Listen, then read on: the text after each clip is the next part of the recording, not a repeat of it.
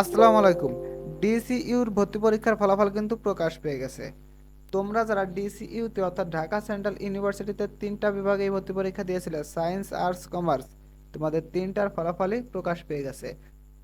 এই ভিডিওতে আমি আলোচনা করব তোমরা কিভাবে চয়েস দিলে কত মেরিট পর্যন্ত কোন কলেজে কোন আসনটি পাবা এবং কোন সাবজেক্টটি পাবা, A to Z সকল আপডেট, এবং কোন কলেজে কতটি সিট আছে কোন সাবজেক্টের জন্য A to Z সকল বিষয় আলোচনা করব। তাই ভিডিওটা শুরু থেকে শেষ পর্যন্ত অবশ্যই দেখতে থাকবা। তাই কোন বিষয়ে কোন গ্রুপের কোন কলেজে কয়টা সিট আছে এটাও জেনে যাবা এবং তোমার মেরিট অনুযায়ী তুমি চান্স পাবা কিনা এটাও জেনে যাবা। দেখো, এবছর বিজ্ঞানের ক্ষেত্রে অর্থাৎ সায়েন্স ইউনিটে পরীক্ষা দিয়েছে 6,013 জন। ঠিক আছে, পরীক্ষা দিয়েছে কত? 6,013 জন, কিন্তু এখানে সিট আছে কত? 4,773টি। এর মানে কি 4,773টির মধ্যে কি এই যারা মেরিট আছে 4,773 এরাই চান্স পাবে? না, তোমরা যে কয়জন পাশ করেছো সবাই চান্স পাওয়ার যোগ্যতা রাখো। তাহলে কিভাবে? দেখো, এখানে কিন্তু তোমরা প্রায় 1,500 বাদ যাবা, ঠিক না? প্রায় 1,500 না, 1,500 না, তোমরা 1300-র মতো স্টুডেন্ট বাদ যাবা, চান্স পাবা না। এর মধ্যে তুমি একেবারে সর্বশেষ যে আছো 6,013 নম্বরে, সেও কিন্তু চান্স পাইতে পারো। আর এমন কি আছে যে তোমার 4,000 যে আছে সেও পাবে না। ঠিক আছে, এটা সম্পূর্ণ তোমার চয়েসের উপর নির্ভর করবে। এজন্য তোমাকে অবশ্যই বুদ্ধি করে চয়েস দিতে হবে যে তুমি কোন কলেজটায় চান্স পাবা। তোমার যাদের, দেখো, যারা বিজ্ঞান ইউনিটের ক্ষেত্রে 2,000-এর মধ্যে আছো, 2,000-এর মধ্যে আছো, কিংবা 1,500-র মধ্যে আছো, সবচেয়ে 2,000-এর মধ্যে আছো যারা, তারা টপ কলেজের চান্স পাবা। ঠিক আছে, টপ কলেজে চান্স পাবা 2,000-এর মধ্যে যারা আছো, এবং যে কোনো সাবজেক্ট তোমরা চয়েস দিতে পারো। আশা করি বুঝাইতে পারছি। আর মিড রেঞ্জে যারা আছো তারা অবশ্যই, যারা 3,000 থেকে 5,000, 4,000-এর মধ্যে আছো, 3,000 থেকে 4,000, ঠিক আছে, এই 1,000 কি করবা? তোমরা কি করবা? তোমরা হলো মিড রেঞ্জে যে কলেজগুলো আছে সেই কলেজগুলোতে চয়েস দিবা। আর যারা 6,013 পর্যন্ত আছো, ঠিক আছে, 6,013 পর্যন্ত আছো, তারা কি করবা? তারা অবশ্যই অবশ্যই নিম্ন যে কলেজগুলো আছে তোমার, টপ রেঞ্জ, মিড রেঞ্জ এবং সর্বনিম্ন রেঞ্জগুলো ডিসিউর আন্ডারে, সেই কলেজগুলোতে চয়েস দিবা। তাহলে তুমি 100% একটা সিট পেয়ে যাবা। তোমাদের একমাত্র এই চয়েসের ক্ষেত্রে তোমার রেজাল্ট খারাপ, কিন্তু তুমি মেরিটে আছো লাস্টের দিকে, কিন্তু তুমি টপ কলেজে টপ সাবজেক্টে চয়েস দিবা, এজন্য তুমি সিট পাবা না।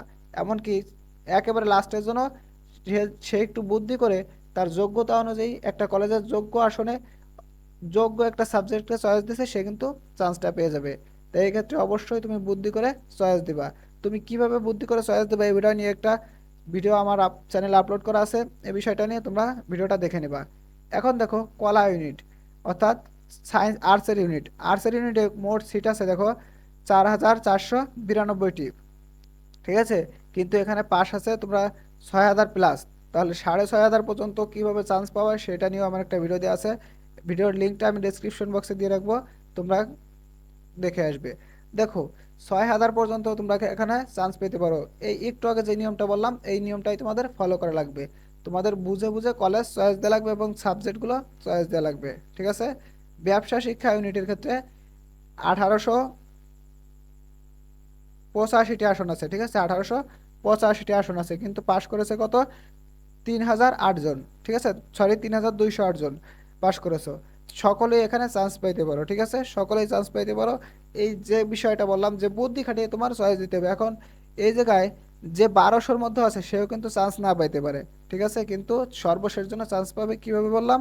যে বুদ্ধি খাটিয়ে তোমাকে তোমার যোগ্যতা অনুযায়ী কলেজ সিলেক্ট করতে হবে। তুমি রেজাল্ট তোমার খারাপ, তুমি যদি এখন ঢাকা কলেজ চয়েস দাও তাহলে কি হবে? তুমি ঢাকা কলেজ চয়েস দিলে অবশ্যই তোমার চান্স হবে না। এজন্য যাদের রেজাল্ট খারাপ তারা সোহরাওয়ার্দী এইসব চয়েস দিবে। ঠিক আছে, কোন কলেজটা তোমার জন্য পারফেক্ট হবে এই এইটা নিয়ে আমার আগের ভিডিওটাই আমি বিস্তারিতটা বলে দিয়েছি, যেখানে কলা ও সমাজবিজ্ঞান ইউনিটের কে কিভাবে চয়েস দিবে আলোচনা করেছিলাম। এখানে সমস্ত ডিটেলস আলোচনা করা আছে, তাই আমি ভিডিওর লিঙ্কটা ডেসক্রিপশন বক্সে কিংবা কমেন্ট বক্সে পিন করে দিয়ে রাখবো, তোমরা দেখে নেবে। তো চলো এখন দেখি কোন কলেজে কতটি সিট আছে মোট কোন বিভাগের জন্য। ঠিক আছে, তো চলো শুরু করি। প্রথমেই আছে ঢাকা কলেজ। দেখো, ঢাকা কলেজে বিজ্ঞান ইউনিটে আসন সংখ্যা আছে 775টি, মানবিক ইউনিটে আছে 681টি, বাণিজ্যে আছে 234টি। ইডেন মহিলা কলেজ, এখানে তোমার বিজ্ঞান ইউনিটে আছে 876টি, মানবিকে আছে 785টি, বাণিজ্যে আছে 419টি। কবি নজরুল সরকারি কলেজ, এখানে তোমার বিজ্ঞান ইউনিটে 495টি, মানবিক ইউনিটে 529টি, বাণিজ্যে 286টি। বেগম বদরুন্নেসা সরকারি মহিলা কলেজ, এখানে তোমার বিজ্ঞান ইউনিটে আসন সংখ্যা আছে 576টি, মানবিক ইউনিটে 593টি, বাণিজ্যিক ইউনিটে 151টি। দেখো সরকারি শহীদ সোহরাওয়ার্দী কলেজ, এখানে বিজ্ঞান ইউনিটে সিট সংখ্যা আছে 520টি, মানবিক ইউনিটে 465টি, বাণিজ্যে 155টি। সরকারি বাংলা কলেজ, এখানে বিজ্ঞান ইউনিটের সিট সংখ্যা 711টি, মানবিকের ক্ষেত্রে 674টি এবং বাণিজ্যের ক্ষেত্রে 225টি। সরকারি তিতুমির কলেজ, এখানে বিজ্ঞান ইউনিটে 820টি, মানবিকের ক্ষেত্রে 765টি, বাণিজ্যর ক্ষেত্রে 415টি। দেখো এখানে একসাথে সকল ইউনিভার্সিটির অর্থাৎ ঢাকা সেন্ট্রাল ইউনিভার্সিটির আন্ডারে যতগুলো কলেজ আছে সকল কলেজের আসন সংখ্যা দিয়ে দেওয়া হয়েছে, এখানে একসাথে দিয়ে দেওয়া হয়েছে, তোমরা অবশ্যই স্ক্রিনশট দিয়ে রাখতে পারো। দেখো আমি শুরুতেই বলেছি তোমরা কত মেরিটে হলে কোন কলেজে চয়েস দেবা। এখন আসো তোমরা কিভাবে চয়েস দিবা। যাদের রেজাল্ট ভালো আছে, ঠিক আছে, যাদের রেজাল্ট ভালো আছে, ধরো সায়েন্সের ক্ষেত্রে তোমার রেজাল্ট 1500-এর মধ্যে আছে, ঠিক আছে, সায়েন্সের ক্ষেত্রে 1500-এর মধ্যে আছে এবং আর্টসের ক্ষেত্রে তোমার আছে মনে করো 2000-এর মধ্যে এবং কমার্সের ক্ষেত্রে আছে 1000-এর মধ্যে। তারা কি করবা, তারা Dhaka college, Titumir college, Eden college, এখানে তোমাদের ইচ্ছা মতো দিতে পারো, যে কোনো সাবজেক্টে তোমরা চান্স পেয়ে যাবে। এই তিনটা কলেজ ভাগ করে, ঠিক আছে, এবং অবশ্যই তোমরা একাধিক সাবজেক্ট চয়েস দিবে। এবং যাদের মিডিয়াম আছো, যারা মিডিয়াম আছো তারা নজরুল কলেজ এবং বাংলা কলেজ, ঠিক আছে, এগুলোই চয়েস দিবা। এবং সোহরাওয়ার্দী এবং বদরুন্নেসা এখানে চয়েস দিবা তোমরা যারা একটু নর্মাল আছো, ঠিক আছে। এবং সকলেই তোমরা সাবজেক্টটা একটু ম্যাটার করে অবশ্যই এখানে, তাই সাবজেক্টটা বুঝে শুনে চয়েস দিবা। এবং কলেজের ক্ষেত্রে বলে দিলাম যে যাদের রেজাল্ট ভালো আছে তারা ঢাকা কলেজ, তিতুমির কলেজ এবং ইডেন কলেজ, এবং যাদের রেজাল্ট খারাপ আছে অর্থাৎ একেবারে খারাপ তারা সোহরাওয়ার্দী কলেজ এবং বদরুন্নেসা কলেজ, এবং যাদের মিডিয়াম আছে তারা নজরুল কলেজ এবং বাংলা কলেজে চয়েস দিবা। এবং যারা মিডিয়াম আছে তারাও যদি ঢাকা কলেজ এবং তিতুমির কলেজ বা ইডেন কলেজে চান্স পেতে চাও, তারা ওখানে দেখবা যে নর্মাল সাবজেক্টগুলো আছে, সেই নর্মাল সাবজেক্টগুলোই চয়েস দিবা। আর যারা ভালো সাবজেক্ট চাও তারা অবশ্যই মিডিয়াম কলেজে চয়েস দিবা, ঠিক আছে। আর যারা টপ তারা তো ঢাকা, তিতুমির, ইডেন একটা পাচ্ছই, ঠিক আছে। আশা করি বুঝাইতে পারছি।